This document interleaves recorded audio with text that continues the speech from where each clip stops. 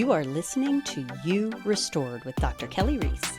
To listen to all episodes, visit libertynaturalwellness.com. Let's talk nervous system dysregulation. Kind of over and over, you're hearing this from holistic practitioners, but what I'm finding is people are just giving supplements, and we're not really talking nervous system dysregulation. So I want you to picture this. You're driving down the road and your engine light comes on. And, normally one should pull the car over if your engine light comes on or get to the next, the closest gas station. However, you decide, I'm just going to gun it. I'm just going to keep going and I'm going to, push this as hard as I can. In all honesty, that is probably a Tuesday for people. It's not a metaphor. It's probably a regular day for you. This is the problem. We are running way too fast, guys. So, a lot of people think of nervous system issues or as a burnout. But what I see much more is what is called sympathetic dominance. So a burnout, it's like an empty tank. You just refill it and you keep going. But, sympathetic dominance is different. It is pushing that gas pedal and not stopping, forgetting that you even have a brake. Actually, looking at the brake is a bad thing. So, when you're moving so fast, a lot of things can happen.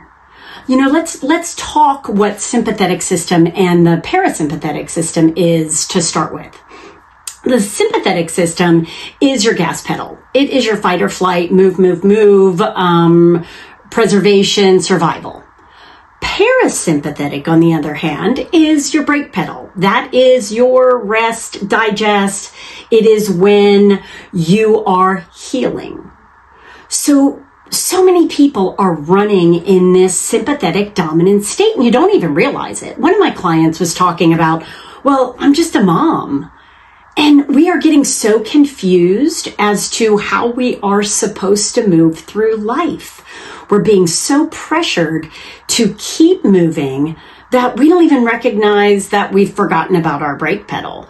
So parasympathetic is crucial. Relearning about that brake pedal is absolutely crucial to your health. You can't supplement that away. You can't supplement your brake pedal into existence. These are practices. These are things you have to become super aware of how you are going through life. Now, a little bit about how I learned about it. Just thought I'd run a Dutch test on myself. This was about 6 years ago. That is a dried urine test for comprehensive hormones. And it shows sex hormones, so estrogen, progesterone, testosterone. It shows how those interplay with one another. But it also shows cortisol. Cortisol, the stress hormone. And that part, it doesn't just show if you're stressed. I mean, it shows that, but, who isn't stressed? But it shows how your body processes stress and when cortisol spikes and when it's low. So a lot of people think that they just have low cortisol. And that is not the case for a lot of people. So I, just going through life, not feeling super stressed, not feeling, anxious, just thought I should get, an assessment on myself. And lo and behold, it was way out of whack. So cortisol, in a normal day, you wake up and it's low. And then as the day goes on, it rises. That's about 30 to 90 minutes after you wake. It's called the cortisol awakening response. And that's your get up and go. Your highest cortisol should be about 60, 90 minutes after you wake. And from there, it goes down. About dinner time, it's down. And then for bedtime, it's lower, and it should be low through the night, starts low in the morning, and we start all over again. Well, I woke up, it was a little high, normal, a little above that. And then about 2 hours after waking is when I collected. It was 4 times the high end. And another really cool marker on the Dutch test it has an oxidative stress marker. And guess what? I had elevated oxidative stress. So my cortisol, my jacked up cortisol, super high 2 hours after waking, was actually damaging my DNA. Talk about a wake-up call. That is why I always run a Dutch test on ladies and men for that matter. But, women deal with stress differently than men. So that kind of information to understand where things are super crucial. It was for me. So, this isn't built overnight, this sympathetic dominance. Little by little, we're keeping up with the Joneses, we're running kids to soccer, 24 sports, and we're, trying to be the everything for everyone. And that is a learned process. Sympathetic dominance should be used solely for fight or flight. Think about your animals. If you have animals, I have horses, I have dogs, ducks, chickens. So think about your animals. Do they live in a frenzied state? No, not at all. They live in a parasympathetic, rest, digest kind of place. They reserve their fight or flight for when it matters, when they get startled or they think there's a predator. That is reserved for a moment. That is how it works, guys. That is how it's supposed to be. We're not supposed to be running up here all the time. We're supposed to be in a calm, relaxed state the majority of the time. But we've got finances and health concerns and all sorts of worries that it leaves us up here. Well, there's a cost for that. I already told you the cost for me. I was so happy I ran that test. Didn't even realize it. But there's a cost, and that cost comes in a number of different ways, but I'm going to mention 4. Hormones. So it will perpetuate usually an estrogen dominance because it's going to steal resources from progesterone. So we are going to get a lowered progesterone, which is a very calming, chill hormone. Cortisol, if it needs to go high, it's going to steal those resources mainly from progesterone, and that's going to leave estrogen dominant. Now, we don't want estrogen dominant. We want hormones to be balanced. So we have that steal in hormones. Now, the immune system, we actually activate and inactivate the wrong immune cells when we are in sympathetic dominance. And we want to have a balanced immune system too, obviously. So we need to have a balanced parasympathetic sympathetic. Now, also digestion. Believe it or not, cortisol can play a very active role in leaky gut. And as I said earlier, parasympathetic is your rest digest. That's when you do your digestion. That's when you do your healing, when you are in parasympathetic. And, so if you're running in sympathetic, your body's not digesting. It's very activated in the wrong ways. And cortisol is a big, the activator trigger for leaky gut. Leaky gut is when things get out of the digestive system and into the bloodstream, and we start to see things like food sensitivities and autoimmune issues. So yeah, your stress can negatively impact your gut as well. And then a big one is your brain, your cognitive function.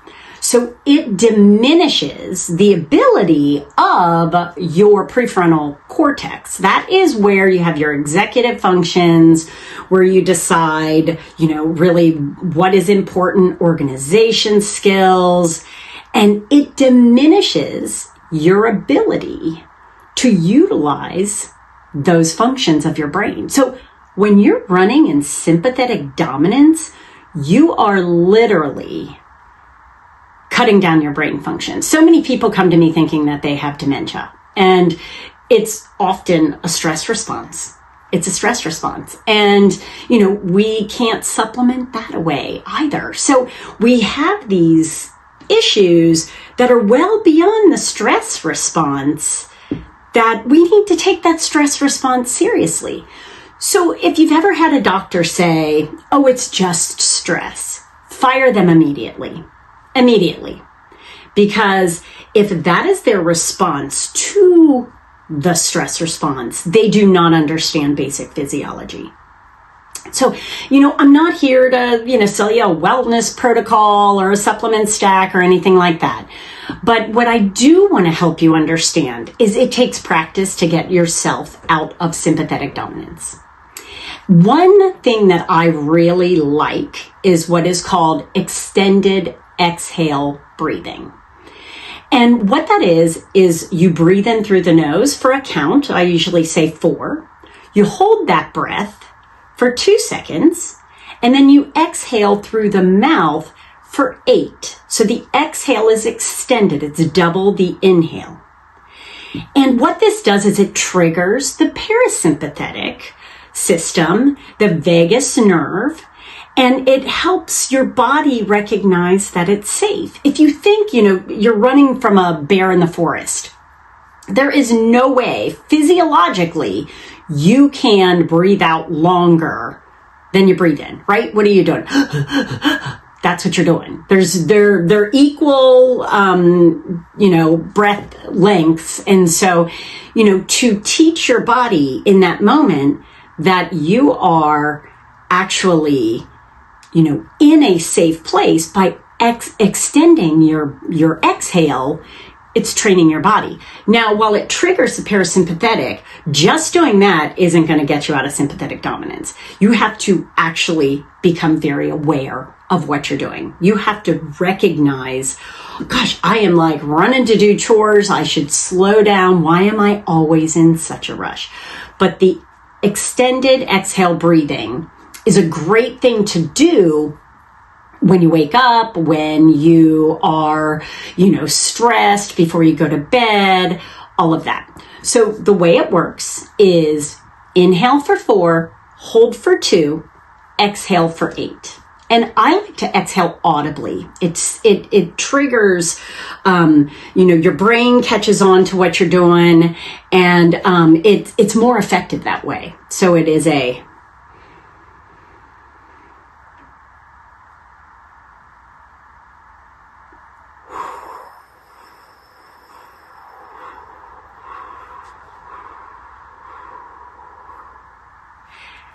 easy. I mean, guys, it's a 13-second process, like super simple, easy to do.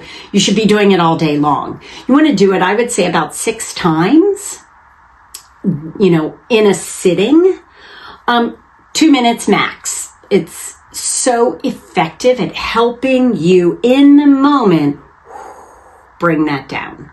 Now, the other thing that I like to do is like a 90-second body awareness. And that is, sitting calmly and recognizing, like, where am I holding tension? And mine's usually neck and shoulders. So, and you say it out loud. Okay, I'm holding tension in my neck and shoulders. And literally saying it out loud triggers like prefrontal cortex, which helps also trigger that vagus nerve in your parasympathetic system. There's so many things that we can do to bring that down. I always tell my clients, you have to become aware. If you are not aware, you're not going to change. And it's crucial in the healing process. Like I said, there isn't supplements that I can give you that are going to make this go away. This is real work. And, without the real work, you're not going to get as far. A lot of clients, will start out, okay, I'm invested, I'm doing this.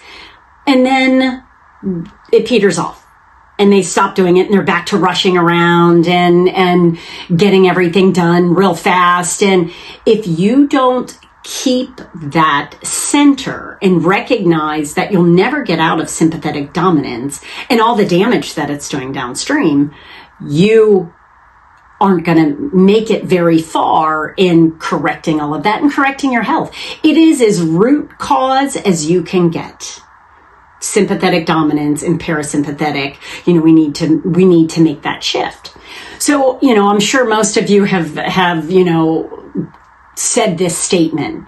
Okay, next weekend, it's all going to calm down. Okay, next season, it's all going to be calmer. And boy, I bet that season never comes. And that is the state of sympathetic dominance. You're never going to be out of that system if you don't break that system by actively, it's a behavior. You have to do it day in and day out.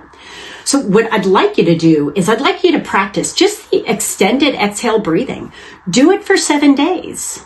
Do it for 7 days because, you can't do it once and go, oh my gosh, it didn't calm me down. That's not the way it works. I mean, it can be calming in the moment, but, you're going to go right back to running rapid, chores and life for that matter. So practice that 90-second body awareness. Start recognizing I am running too fast and stick with it. Stick with it. And, we deserve to not just run all of the time. We deserve to enjoy our lives.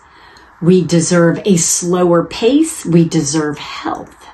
That's really important. So, what I would say the bravest thing that you can do if you are running in sympathetic dominance, the bravest thing that you can do is to stop confusing the, idea of ambition with worth and learn to calm down. I'm Dr. Kelley Reis. This is You Restored, and make sure you're doing the real work.